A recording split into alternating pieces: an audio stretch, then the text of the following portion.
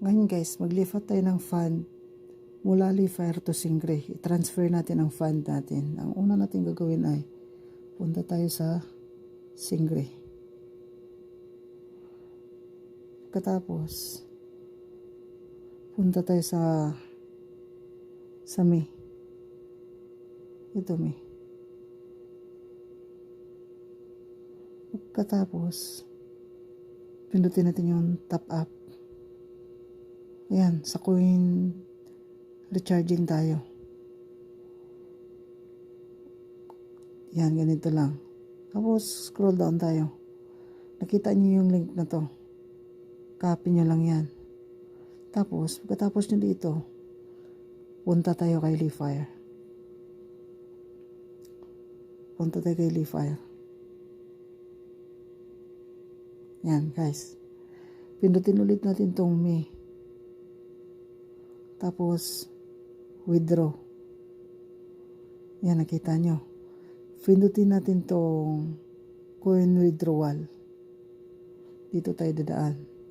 So, nakita nyo naman. Ang balance natin is 9,900. Ilipat natin yan dun kay Stingray. 9,900. Tapos, i-face nyo lang dito yung link na kinapin nyo kanina. Face. Yan. Tapos, kita nyo itong confirm. Confirm nyo na. Confirm nyo to. Yan. Ngayon, tingnan nyo yung balance dito. Nawala na.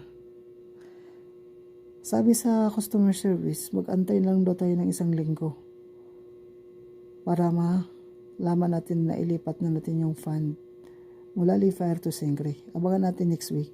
I-update ko kayo.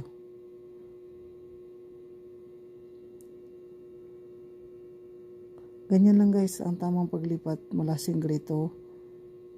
Lifair to Stingray.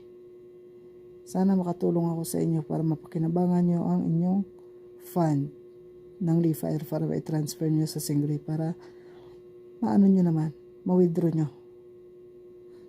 Kita-kits na lang tayo guys next week para i-update ko kayo kung ano man, dumating man o hindi.